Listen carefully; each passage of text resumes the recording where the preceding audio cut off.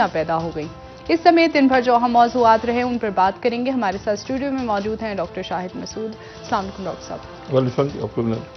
Sir, साबिक़ वज़ीर दाखिला शेख रशीद साहब ने गुफ्तगू करते हुए कहा कि इदारों के साथ हमारे ताल्लुकात बड़े अच्छे थे, अचानक से कुछ गलतफहमियां पैदा हो गई, जिसके बाद ताल्लुकात जो है वो वैसे नहीं रहे।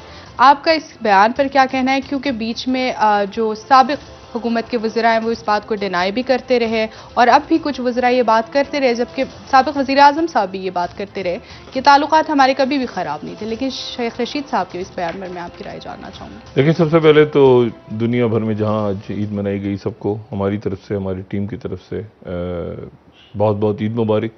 और चांद रात नज़र आई, चांद रात ही है आज यकीनन, तो अल्लाह ताला खैरियत से आज की रात और ईद और बाकी रोज़ भी गुजारे। सबको हमारी तरफ से दिली मुबारकबाद। इबादतें अल्लाह ताला कबूल फरमाए। जो लोग हम में नहीं हैं, अल्लाह ताला उनके दर्जात बुलंद फरमाए। आमीन। अच्छा, इसमें ज़रा शेख रशीद साहब पे और इमरान खान पे तो आते हैं ना बाद में। पहले ज़रा ये देखते हैं, ढूंढते हैं, तलाश करते हैं, कुछ गौर करते हैं इस बात पे कि हुकूमत कहाँ है। मतलब ये जो 3 हफ्तों से ज़्यादा शहबाज शरीफ साहब को वज़ारत उज़्मा की मनसब पे फायज हुए हो चुके हैं। सवाल ये है कि हुकूमत कहाँ पे है और हुकूमत के जो वज़रा हैं बहुत से, वो क्या कर रहे हैं। मतलब उनकी कारकर्दगी, कोई काबीना के इजलास, उनके कोई अपने महकमा जाती सरगर्मियाँ, वो अभी तक नज़र नहीं आ रहा, जो कि बड़ी अजब सी बात है।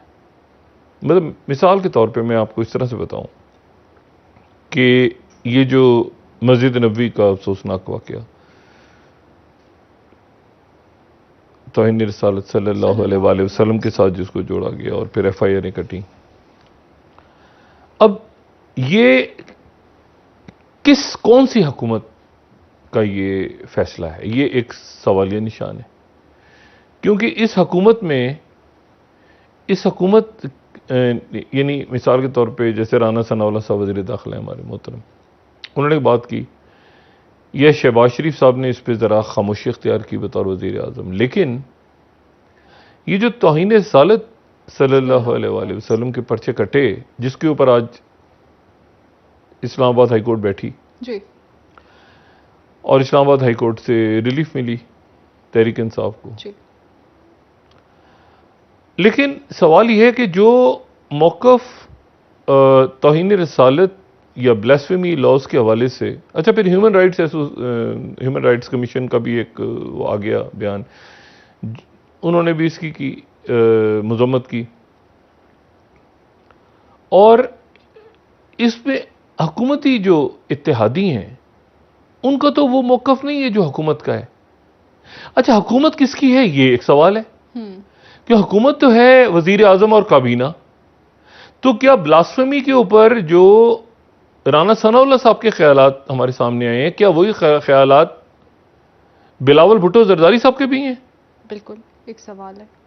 या वो ख्यालात जो हैं वो मुत्तहिदा कौमी मूवमेंट के भी हैं? या वो ख्यालात जो हैं वो अवामी नेशनल पार्टी, जो कि हुकूमत का हिस्सा नहीं है, सपोर्ट कर रही है, लेकिन क्या उनके हैं? या ये जो ख्यालात हैं ये अख्तर मेंगल साहब के हैं? या ये जो ख्यालात हैं ये महमूद अचकज़ई साहब के हैं ब्लास्फेमी के हवाले से और तौहीन? नहीं। अगर हैं तो बताएं।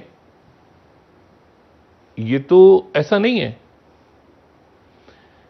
तो हुकूमत जो है वो है शहबाज शरीफ, जो पहले भी हम कहते थे कि इमरान खान और काबीना, तो यहां पर है शहबाज शरीफ और काबीना।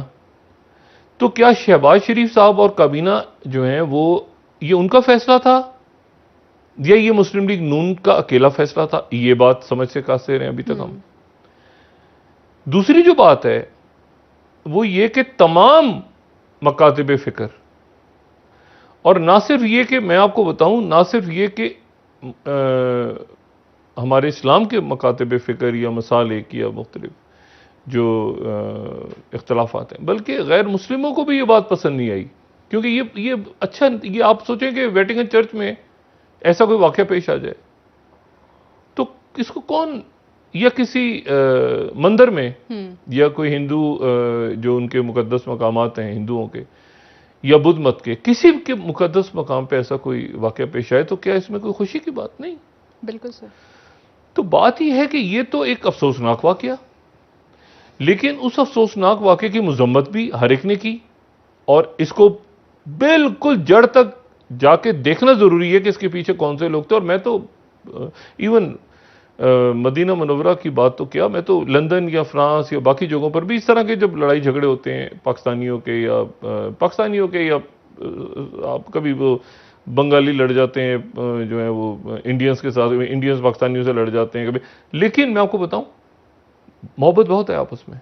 आप कभी जाके वहाँ पे काम करने वालों को देखें तो आपको पाकिस्तानी, इंडियंस, बांग्लादेशी, नेपाली, ये सारा साउथ एशिया आपको एक ब्लॉक में नजर आता है। एक ही कमरे में, एक ही होटल, एक ही तरह का इनका, मतलब एक ही जो है ना आपको तरीका नजर आता है। तो ये बहुत प्यार मोहब्बत से रहते हैं एक दूसरे के साथ। 12 अच्छा, तो एक बात तो ये हुकूमत कौन सी है, ये हुकूमत का फैसला था या ये मुस्लिम लीग नून का फैसला था? क्योंकि हमें सबसे आगे तो नजर आए राना सनाउल्लाह साहब, लेकिन क्या बिलावल भुट्टो जरदारी साहब जो दुबई में हैं उनका भी ये नुक्ता नजर है ब्लास्फेमी लॉस के हवाले से? और यहां पे तहरीक लब्बैक जो है वो उन्होंने खामोशी इख्तियार की जी। अब सलमान तासीर गवर्नर पंजाब, उनका वाकया सबके जहनों में जो वाकया पेश आया था। तहरीक लब्बैक कैसे बनी? तहरीक लब्बैक का वजूद कैसे, देखें हर पार्टी में ये बात करता हूं, मुख्तलिफ तहरीकें होती हैं, मुख्तलिफ पार्टियां। वो एक है पाकिस्तान पीपल्स पार्टी।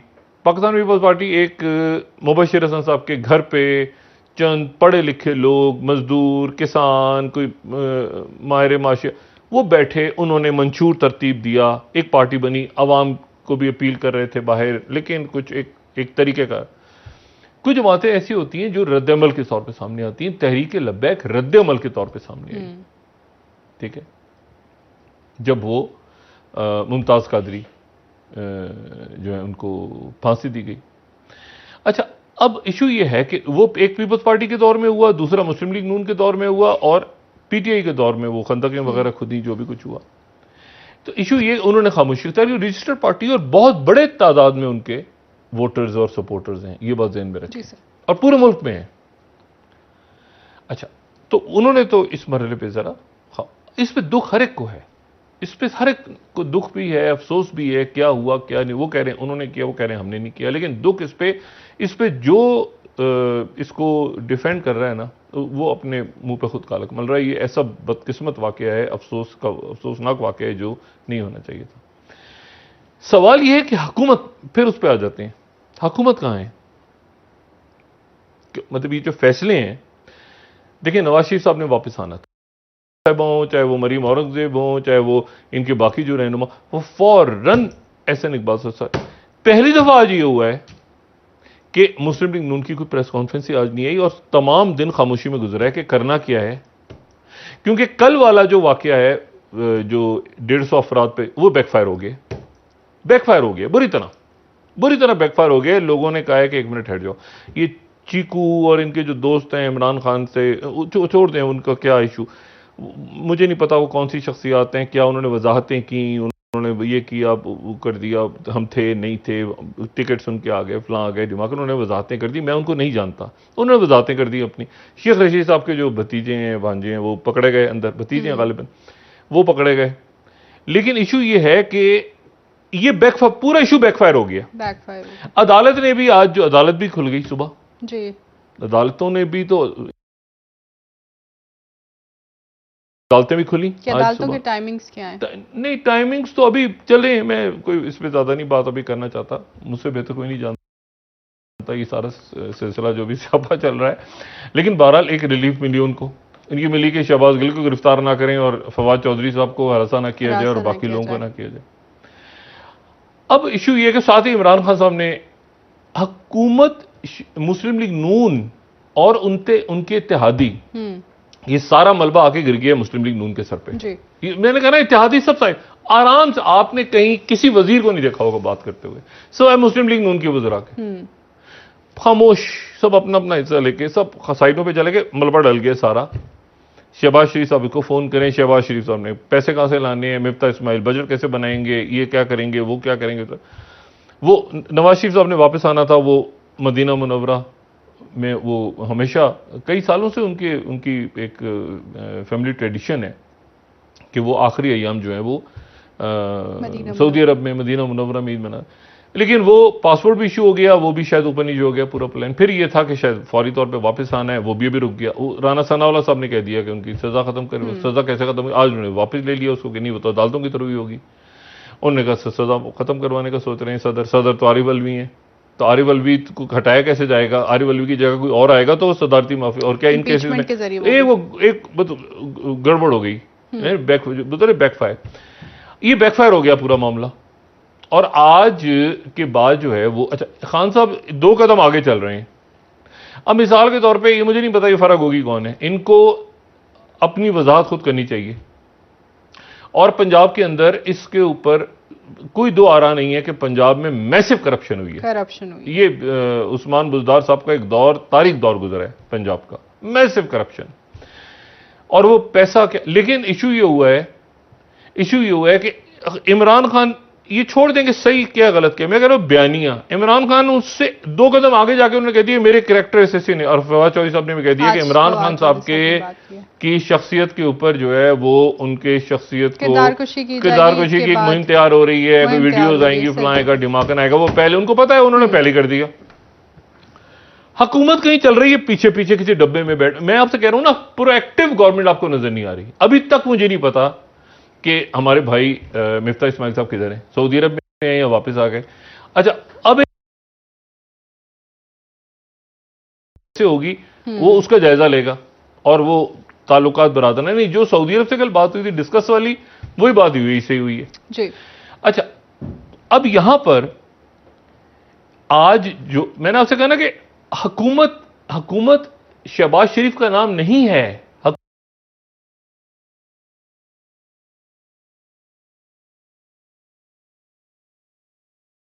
को बताओ ईद के दिनों में भी एक्टिव है, आज के दिन भी, हाँ सारे इजलास, वीडियो प्रोग्राम, वकला से मुलाकात, आगे पीछे दाएं वो फुल एक्टिव। उसके बाद 6 तारीख को जनाब, जिस दिन इलेक्शन कमीशन के अंदर उन्होंने कहा पूरी टीम पहुंच जाए इलेक्शन कमीशन पे और इलेक्शन कमीशन तय करे फैसला कि ये मुनहरफ है या नहीं है और तेजी के साथ करे, मुनहरफ अराकीन है। अदारे जो हैं ये कुछ काम पहले नहीं, यानी वो पहले वो चलते रहे, इलेक्शन कमीशन चलता रहा, इतने साल चलता रहा। अब वो वक्त है, आपको कैसे पता ये जेलों में होंगे, ये सब जेलों में होंगे। पीटीआई बैन होने वाली है। अब ये कैसे पता चला को पीटीआई बैन होने वाली है, जो जी इलेक्शन कमीशन बैन कर देगा सबको।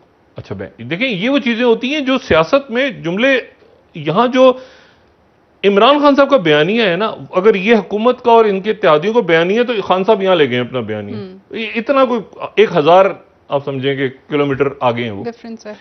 वो जनाब वो कह रहे हैं कि अब फौरी फैसला करो और फौरी फैसला करो, जल्दी करो, ये मुनहरफ अराकीन, बाकी वो होता रहेगा जो है वो क्या कहते हैं मनी, वो ममनुआ फंडिंग और वो सारा होता रहेगा, मुनहरफ अराकीन का करो। अच्छा और सारे के सारे वो दस्तखत वसूले वहां पहुंच गए। अब यहां पर 6 तारीख को जनाब मियां वाली, 10 को जेहलम, 12 को अटक, 14 को सियालकोट, 15 को फैसलाबाद, 19 को चकवाल, फिर 20 को शायद मुल्तान, फिर इस्लामाबाद।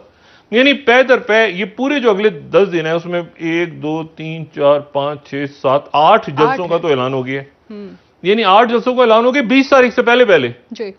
यानी 6 से 20 तारीख तक 8 जलसों का ऐलान हो गया। बीच में और क्या होता है वो अल्लाह जानता है बेहतर। यहां पर कहीं मरियम नवाज साहबा ने भी जलसे करने अपने, उनकी तरफ से भी ऐलान हुआ है। अभी उसका फाइनल एक आया था, फिर उसके बाद वो, लेकिन यकीनन वो भी जलसे करेंगी। सवाल यह है कि अब वो हुकूमत में है। अच्छा हमजा शहबाज साहब, ये जो बात हो रही है ना 10 दिन बाद चले जाएंगे, ये इसके ऊपर भी आईनी माहिरीन, गवर्नर पंजाब और ये टिक मामला, फिर स्पीकर रहेंगे, फिर ये रहेगा वो रहेगा। दिन कम है, वो कहते हैं ना वक्त कम है, मुकाबला सख्त। अब इस पूरे मामले में अदालतें, इलेक्शन कमीशन, इमरान खान सड़कों पे, शहबाज शरीफ साहब के इत्तेहादी गायब हैं। शहबाज शरीफ मैं पहले भी बात कह रहा हूं, मैं दोबारा बात कह रहा हूं कि नवाज शरीफ साहब का फॉर्मूला बिल्कुल दुरुस्त था कि इनको ये एक खास जगह तक जाएं और उसके बाद जो परफॉर्मेंस है ना, शेख रशीद साहब भी कह रहे हैं ना कि हमारी परफॉर्मेंस बड़ी खराब थी, लोग हमें पूछ नहीं रहे थे, ये सारा कुछ हुआ, लेकिन एकदम जो था लोग हमायत में निकल आए। शेख रशीद भी कह रहे हैं ये बात, और ऐसे ही हुआ है जी। सारा मलबा इधर डल गया। कह रहे हैं लोड शेडिंग खत्म हो, लोड शेडिंग का तो 8000 मेगावाट का तो शॉर्टफॉल है, ठीक है, वो कैसे खत्म होगी लोड शेडिंग। उसके बाद पैसा है नहीं, पैसा आपने लेना है, मईशत को खड़ा करना है, इंफ्रास्ट्रक्चर, आगे सियासी अदम इस्तेकाम। इमरान खान साहब ने सियासी अदम इस्तेकाम पैदा कर दी है, ऑलरेडी पैदा है। अब जनाब वो बार बार कह रहे हैं हमारी हुकूमत मुद्दत पूरी करेगी, हम तो जाएंगे अगले साल 2023 तक, जो कि आईनी मुद्दत बनती है पार्लियामेंट की। मसला यह है कि वो एक इत्तेहादी को फूंक मारी तो एक इत्तेहादी इधर से उधर गया, नाराज हो गए तो हुकूमत धबड़दूस नीचे गई। और अब वो दिन भी नहीं है कि जरदारी साहब या यहाँ पे बैठ के अराकीन मुहर्रफ हो रहे हो और इधर से उधर तोड़े जा रहे हो। वो तो पॉलिटिकल इंजीनियरिंग तो हुई है ना। अब मतलब वो मामला भी नहीं है। अब जरदारी साहब अब क्यों सपोर्ट करेंगे? जरदारी साहब बैठे हैं आराम से दुबई में, और ज़ाहिर बिलावल भी वहाँ पे ईद मना रहे हैं, और वो अपनी प्लानिंग कर रहे हैं फ्यूचर की, और वो देख रहे हैं कि सिंध हुकूमत। मुझे बताएं मरियम, अगर इमरान खान तो जा रहे हैं कराची में जलसा करने, पाकिस्तान पीपल्स पार्टी चाहेगी कि मरियम नवाज सिंध में जलसे करें? चाहेगी? नहीं, क्यों चाहेगी? बिलावल भुट्टो हैं, लेकिन सीटें चाहिए पंजाब में उनको। कोई सीटें नहीं मिलने, कोई सीटें नहीं मिलने जा रही पंजाब में। कोई नवाज शरीफ सीटें नहीं दे रहे, ना छीना ग्रुप ना। आपको पता है ये जहांगीर तरीन साहब का ग्रुप टूट गया है। अच्छा, जहांगीर तरीन साहब का ग्रुप टूट गया है, और जहांगीर तरीन साहब के लोगों ने डायरेक्ट कांटेक्ट किया हुआ है नवाज शरीफ साहब से।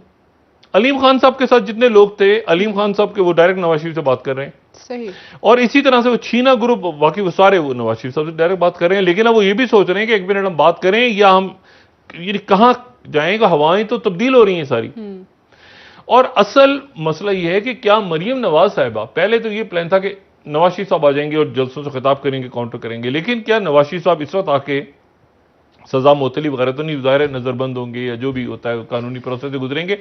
सवाल ये सारा कि इस दौरान इसी अरसे में जब वो आइन, अगर वो फर्ज करें नवाज शरीफ कहते हैं मैं कल आ रहा हूं, मैं कल पाकिस्तान पहुंच रहा हूं, तो आते ही सबसे पहले तो अदालती प्रोसेस होगा ना, अदालती प्रोसेस होगा, जमानत होगी, दलाल। इमरान खान सड़कों पे होंगे, इन्हीं दिनों में सड़कों पे होंगे। लेकिन टाइमिंग्स मैटर करती हैं, यह टाइमिंग्स मैटर करती हैं, और टाइमिंग्स इसलिए मैटर कर रही हैं क्योंकि इमरान खान साहब ने तेजी के साथ वो आज का दिन, कल का दिन, आज की रात, अभी मुझे नहीं पता कि आज उनका ये जो लोग निकलेंगे उनके, उन्होंने कहा कारकुन जो है वो सड़कों पे निकले, आम पाकिस्तानी भी निकले, नून के भी निकले, पीपल्स पार्टी के पाकिस्तानी निकले, और इंपोर्टेड हुकूमत नामत। अब यहां पर कोई वाकया, अब देखिए ना, राना सनाउल्लाह साहब की जिम्मेदारी लॉ एंड ऑर्डर, राना कोई वाकया पेश आ गया खुदा ना खास्ता, तो ऐसे हवा बदलती है पाकिस्तान में। पाकिस्तान ये जब हुआ ना इफ्तिखार चौधरी साहब का मामला, मुशर्रफ साहब का, तो बहुत सारी शख्सियात उधर थी मुशर्रफ साहब के साथ, जैसे हवा तब्दील हुई वो उधर से छलांग मार के मेरे प्रोग्राम में बैठ के वो जो है वो आजादी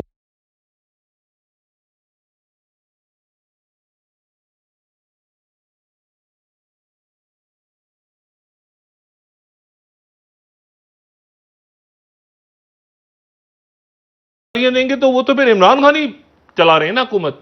इधर से इमरान खान ने बात की, उधर से यानी कि हुकूमत अपने आप को टेक। अच्छा, फिर हमजा शहबाज हमारे जो पंजाब के वजीर आला हैं, अब वो वजीर आला जो है उनकी देखिए ना, वजीर आला तो शहबाज वो थे, परवेज इलाही थे। भाई परवेज इलाही को तो दुआएं हो गई थी, मुबारकबादें दे दी थी जब घर गए थे, तो वो तो आखिरी मिनट पे परवेज इलाही साहब ने इधर की जगह उधर गाड़ी घूम गई। तो वो कहते हैं ना, नवाज शरीफ साहब भी कहते हैं, वो शहबाज शरीफ साहब भी कहते हैं हमें समझ नहीं आया। असल में तो अब आप तसव्वुर करें, जब अगर परवेज इलाही की गाड़ी उधर जाने की वजह इधर आ जाती तो परवेज इलाही वजीर आला होते, तो हमजा शहबाज कहां होता? हमजा शहबाज तो प्लानिंग में नहीं थे। जो असल प्लानिंग में तो मुस्लिम लीग नवाज की क्यादत जो है, ये नवाज शरीफ साहब, वो परवेज इलाही साहब के हक में आ गई थी जी, कि परवेज इलाही के ऊपर राजी हो गए थे।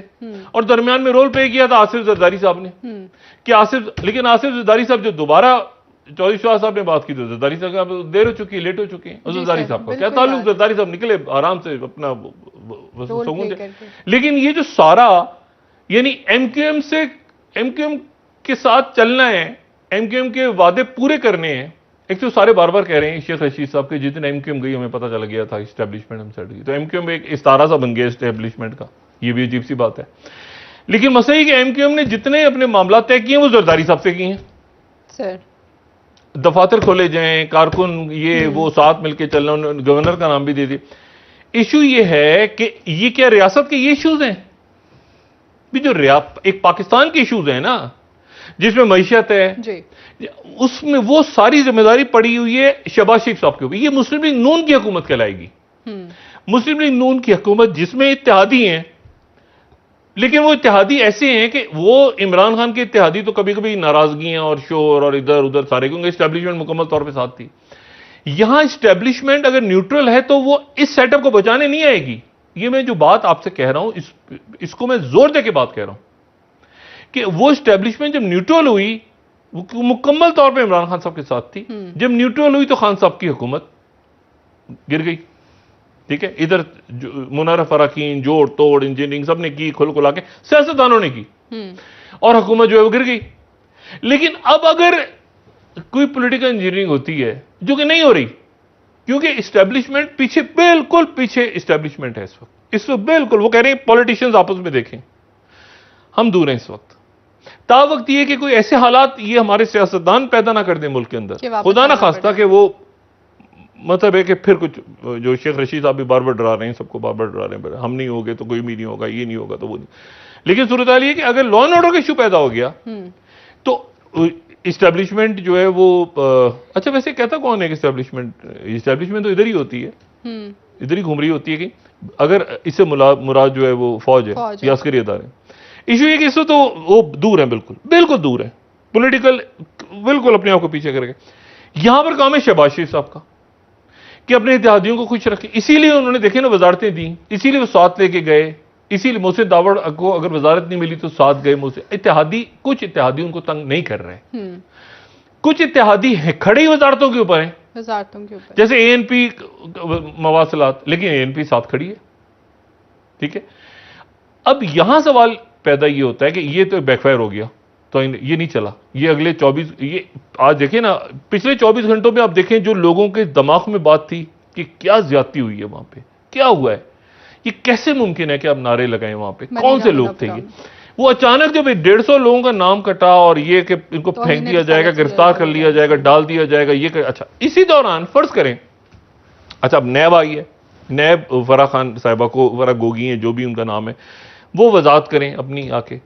लेकिन मसला ये है कि नैब ने किया क्या है आज तक, जो नैब, अच्छा नैब भी अपने नंबर, जो गवर्नमेंट आती है ना उससे सबसे पहले नैब उसके अपनी खिदमात पेश करती है। अच्छा उनका भी नहीं पता अभी तक उनका क्या बना, बाकर रजा, हाँ उनको भी 2-3 दिन रह गए हैं। गवर्नर स्टेट बैंक, और गवर्नर स्टेट बैंक का भी कोई फैसला नहीं हुआ, क्योंकि वो भी तो IMF की तरफ से ही थे ना, तो उनका अब वहां किसको लगाना है, क्या उसकी कोई नाम हो गया, क्या मिफ्ता इस्माइल साहब तय करके आ गए ये बात, क्या शहबाज शरीफ साहब ने तय कर ली ये बात कि अगला गवर्नर कौन होगा। ये गवर्नर वहां से, गवर्नर ये स्टेट बैंक से पूछा गया, उनको भी नहीं पता। 2 दिन रह गए, 6 तारीख को रिटायर हो जाने, परसों 2 दिन बाद, यानी 2 दिन आखिरी है, उसके बाद ईद के बाद एक नया गवर्नर स्टेट बैंक आपको चाहिए या यही चाहिए। अच्छा अब मसला ये, इनको खूब कोसा है, इतना कोसा है, पब्लिक ने भी कोसा है और ऑपोजिशन भी कोसा है कि ये IMF का एजेंट है, कि उनको अच्छे बुरे जो भी थे बहरहाल उनको बड़े लगाओ। अब उनको वो साथ थे मुज़ाकरात में, यहां बैठे हुए हैं मिफ्ता इस्माइल, तो यहां बैठे हुए बाकर रज़ा। अब क्या वो मुज़ाकरात का हिस्सा थे? अब मुज़ाकरात का हिस्सा थे तो फिर वही होंगे।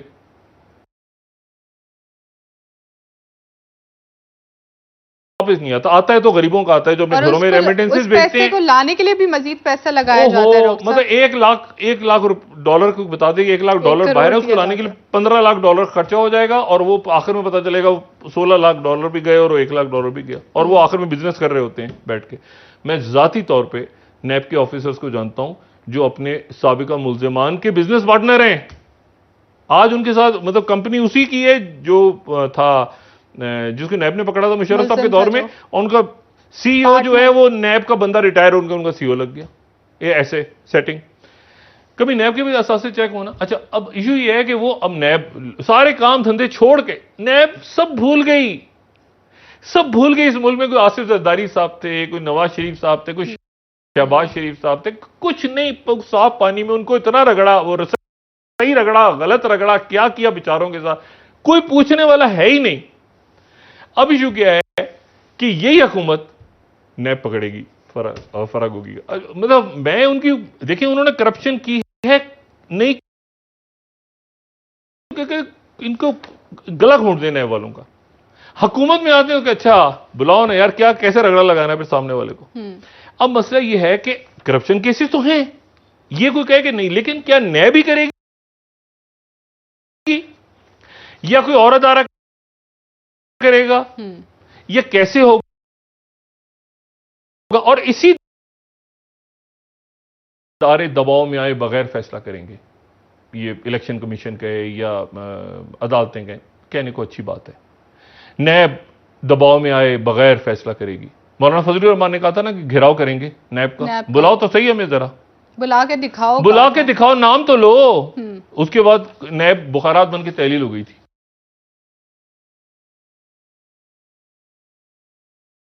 फजलुर रहमान साहब के सामने ऐसे,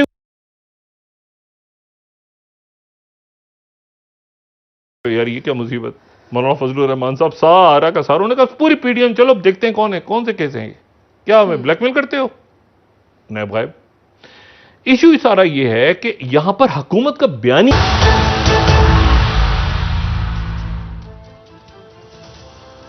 वेलकम बैक नाजरीन। जी डॉक्टर साहब, इदारों के साथ अगर जंग हुई तो इमरान खान के साथ खड़ा रहूंगा, शेख रशीद साहब आज ये बात कर रहे हैं। इतनी सख्ती क्या आने वाले वक्तों में आने वाली है या शेख रशीद साहब के सिर्फ बयानात है? नहीं, शेख रशीद साहब तो हजारों से जंग कैसे, मतलब कौन से अदारे से जंग होगी? शेख रशीद साहब का तो मतलब वो तो तुरा इम्तियाज है गेट नंबर 4। मैं अब तक गेट नंबर 4 के बाहर हमने भी छोड़ा हुआ था एक छोटा सा जासूस। तो ताल्लुकात इनके खराब होने शुरू हुए जब हुकूमत के, तो हम भी कहते रहे कि भाई कोई प्रॉब्लम है। कई जगह गेट नंबर 4 की खबरें हैं आस पास हमें। लेकिन ये कि अदारों से, देखें मुल्क है हमारा, मुल्क में तो खाना जंगी और ऐसी बातें करनी भी नहीं चाहिए, सोचना भी नहीं चाहिए। लेकिन ये है कि ऐसा तो मुमकिन नहीं है कि अदारों से जंग हो तो इमरान खान साहब के साथ खड़े हो इसे लेकिन वो ये भी कह रहे हैं कि मैं दरमियान में सुलह करवा रहा हूँ, मैं दरमियान में मीडिएटर का रोल अदा कर रहा हूँ और मेरी कोशिश है कि सुलह हो जाए। और ये सारी वो तो कहीं ना कहीं जाहिर है कि वो बात जो कर रहे हैं उसकी तरदीद नहीं आ रही, वो कर रहे हैं बार बार। तो शेख रशीद साहब जो हैं वो देखें कि क्या होता है अगले चंद दिनों में। लेकिन मैं आपसे जो बात पे फिर उसी बुनियादी बात पे आता हूँ कि हुकूमत का बयानिया नहीं आ रहा सामने।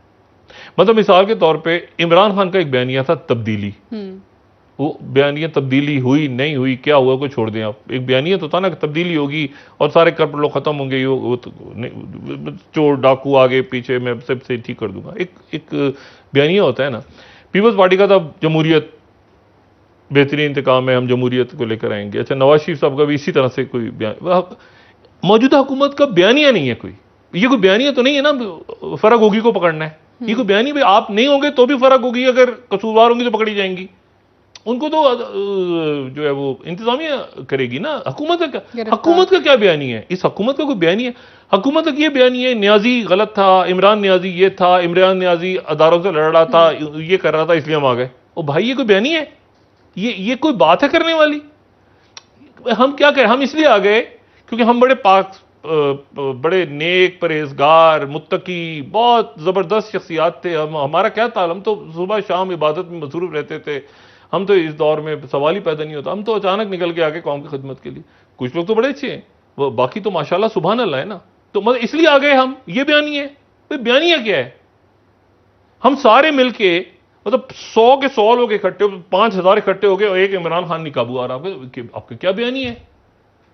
तो इशू ये है कि यहां हुकूमत बयानिया में फंस गई है कि पुराना पाकिस्तान। अब ये कोई बयानी है पुराना पाकिस्तान? लोग कह रहे हैं खुदा का वास्ता कौन सा पुराना पाकिस्तान जहां ये होता था, ये होता था, ये होता था। यहां से निकल गए बच के। जो कहते हैं ना इमरान खान को सियासत नहीं आती, इमरान खान को बहुत अच्छी सियासत आती है। उनसे 5 होते नहीं शतरंज में, वो शतरंज में अब आगे की चालें सोच रहे होते हैं कि अगली चाल, अच्छा इसने ये चली, वो आगे की चालें। और देखें रिलीजन की, मैं हमेशा ये बात करता रहा हूं मजहब के हवाले से, मैं दोबारा आपको बात करूं कि अब जितना मर्जी कर लें ना, सियासत में मजहब बैनुल अक़वामी तौर पे आ जाता है। कमाल की बात क्या हुई है कि जो रशिया के फॉरेन मिनिस्टर हैं, उन्होंने इसराइल पे तनकीद करते हुए कहा है, रशिया के फॉरेन मिनिस्टर, ये बड़ी मजेदार बात है, इससे बात भी करेंगे, लेकिन मैं आपको सिर्फ इशारा देकर निकल चला। वो कहते हैं कि ये जो तुम हिटलर के खिलाफ बोलते रहते हो, हिटलर का खानदान भी तो यहूदी था। अच्छा, इसमें अब मैं यहां पे कोट कर देता हूं, ये हार्ट्स उनका newspaper, Lavrov compares Ukraine Zelensky to Hitler. उन्होंने कहा जेलेंस्की भी हिटलर है, who also had Jewish blood. ठीक है, राइटर्स कह रहा है कि Israel demands apology after Russia said Hitler had Jewish roots. अच्छा, और फिर बीबीसी कह रहा है कि Israel outrages Sergei Lavrov claim that the Hitler was part of the Jewish. अच्छा, वो और अब हिटलर जो था ये यहाँ पे दो रेफरेंसेस के लिए दो यहाँ पे हम दिखा सकते हैं, अगर हमारी स्लाइड्स बनी हो।